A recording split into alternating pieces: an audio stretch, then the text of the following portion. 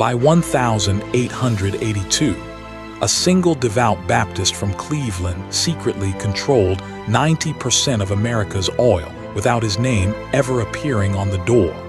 At 4:15 p.m., a single coded telegram from 26 Broadway could instantly starve an entire state of lamp fuel or bankrupt 20 competing refineries before sunrise.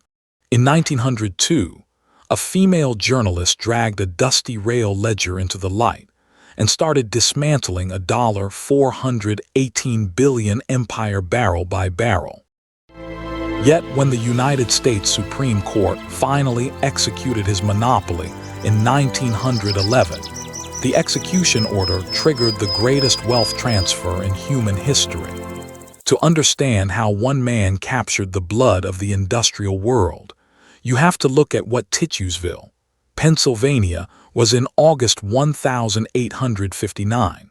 When Edwin Drake struck oil 20 feet beneath the mud, thousands of desperate prospectors flooded the valley, drilling recklessly and turning wilderness into toxic sludge. More than half of every barrel produced leaked into the soil or exploded into flames before reaching a refinery market. Prices swung wildly from $1.20 a barrel down to 10 cents, bankrupting entire towns inside 48 chaotic hours. 100 miles away in Cleveland, a 24-year-old Purdue bookkeeper watched this madness through a lens of absolute religious horror. John D Rockefeller was a devout Baptist who kept a small red ledger detailing every single penny he earned, donated, or spent from age 16. To Rockefeller, waste was not just a commercial inefficiency. Waste was a literal sin against God's divine order. While wildcatters gambled on drilling, Rockefeller realized the true control lay downstream, in refining raw crude into clear, safe, illuminating kerosene. In 1863, he pooled $4,000 with his partner Morris Clark to construct the Excel refinery along the industrial banks of Cleveland's Cuyahoga River. Refining was notoriously dangerous.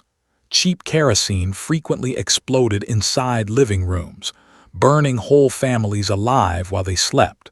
Rockefeller saw his opportunity. He would produce kerosene so consistently uniform that consumers would demand it by name.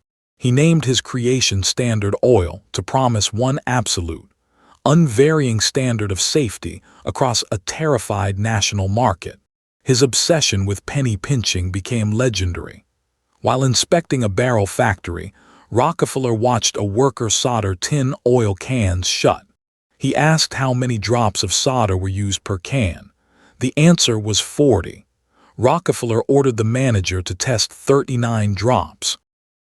39 drops leaked on a tiny fraction of cans, but 39 drops sealed perfectly.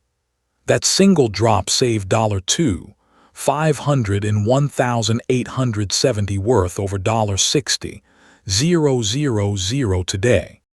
Other refiners dumped waste sludge into rivers. Rockefeller hired chemists to convert that toxic byproduct into profitable lubricating oil, Vaseline, and paraffin wax. By squeezing every fraction of a cent from every barrel, Rockefeller crushed his refining cost down to half the industry average. He passed those savings directly to working families, driving kerosene prices from 58 cents down to 26 cents per gallon. He was bringing reliable light to working-class homes across the country. But what was the hidden price of that light? Because efficiency was only step one. Rockefeller came to believe that open market competition itself was a chaotic disease that had to be cured. In late 1871, he engineered a secret alliance with the three major railroads connecting Pennsylvania to Cleveland: the Erie, Pennsylvania, and New York Central. It was called the South Improvement Company. Under this illegal cartel, railroads granted Standard Oil massive secret rebates on every barrel of oil it shipped. Even worse, The railroads paid Standard Oil a kickback on every barrel shipped by their independent rivals. You are a Cleveland refiner in February 1872. You have 48 hours to sign over your life's work or be wiped out by sunrise. Rockefeller sat down with each of his 26 local competitors one by one. He opened his books, showed them his unmatchable shipping rates, and offered them a choice. Sell your refinery to Standard Oil for discounted cash or stock, or watch us dump kerosene in your markets until you are bankrupt. If you want to understand how deep the trauma went, listen to what one Cleveland refiner confessed after surrendering his company. In just 42 days, Rockefeller didn't just compete with Cleveland. He bought 22 of his 26 local rivals, capturing the entire city's oil power for 15 cents on the dollar. If you want to track how monopolies are built behind closed doors, Built and Broken uncovers one of these corporate blueprints every single week. When angry oil producers organized a boycott against the railroads, Rockefeller didn't surrender. He quietly bypassed the train tracks altogether. Standard Oil began burying 4,000 miles of secret steel pipe beneath Pennsylvania fields, pumping crude oil straight from wells directly into East Coast refineries. When state laws prohibited Ohio corporations from owning assets in other states, Rockefeller's personal lawyer, Samuel Dodd, devised a legal loophole that reshaped global capitalism. In 1882, they established the Standard Oil Trust, 40 distinct corporations operating across dozens of states, secretly surrendered to 9 trustees in New York. Standard Oil was no longer just a company. It was a shadow government operating entirely above the authority of individual American states.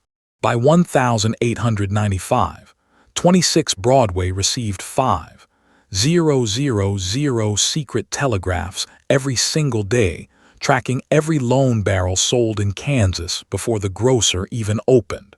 They bribed railroad station clerks to report whenever a competitor shipped kerosene to any town in America.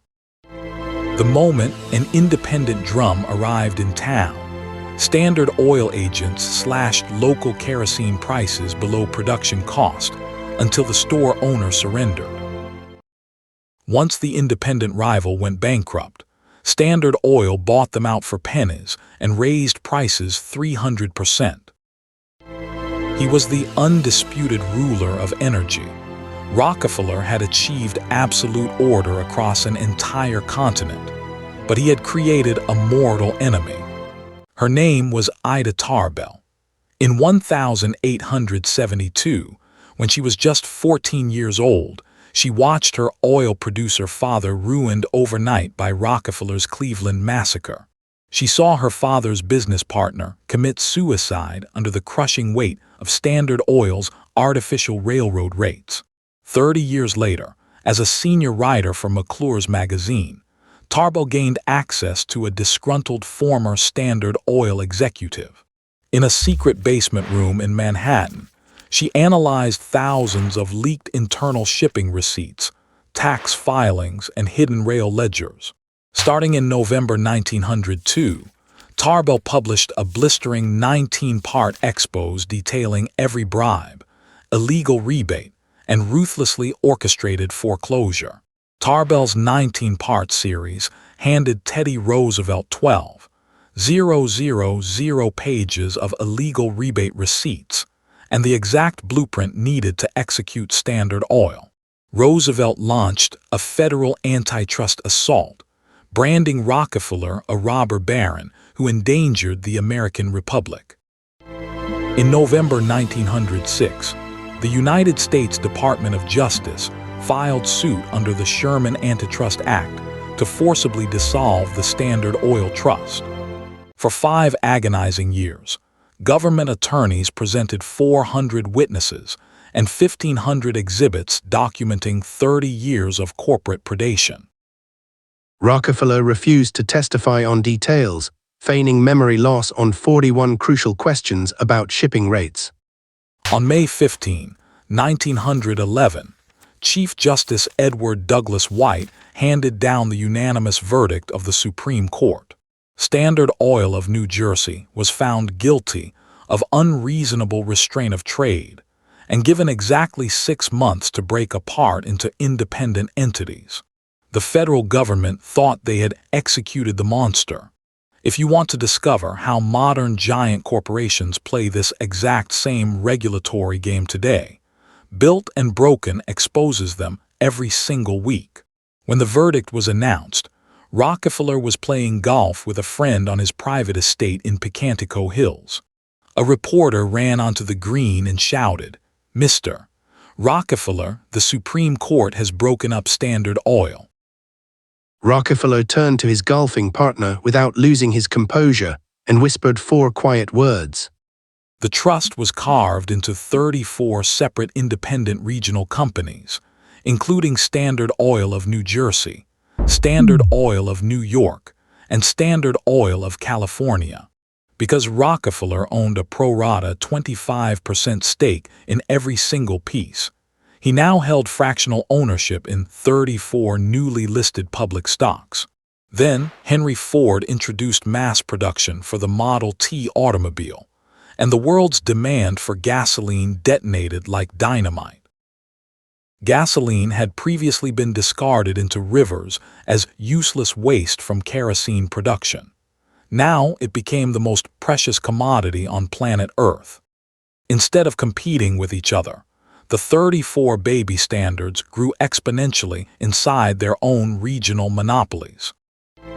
The value of those 34 stock offerings doubled inside 12 months, then tripled, then quadrupled.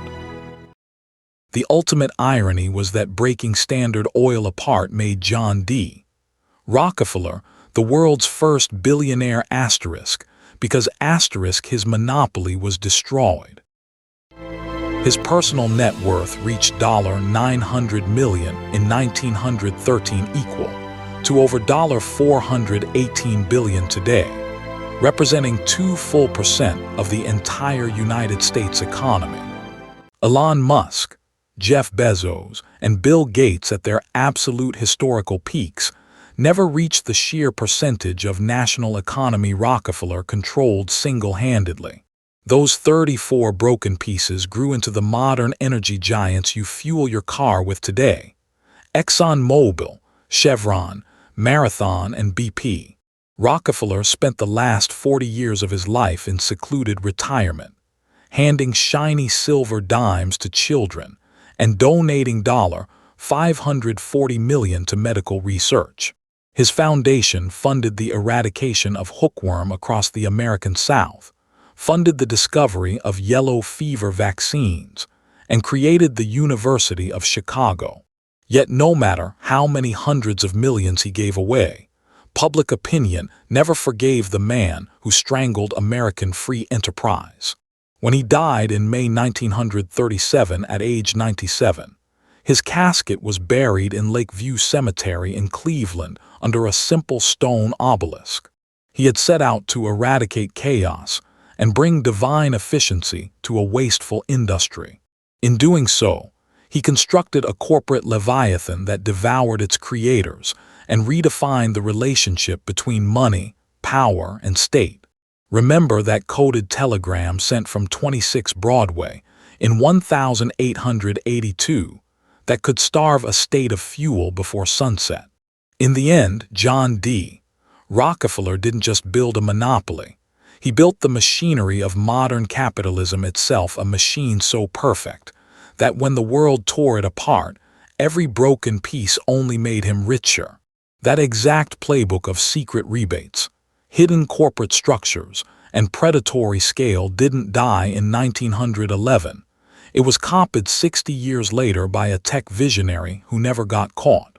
If you want to see how today's biggest tech monopolies are using Rockefeller's secret playbook, hit subscribe. Built and Broken uncovers one of these corporate blueprints every single week.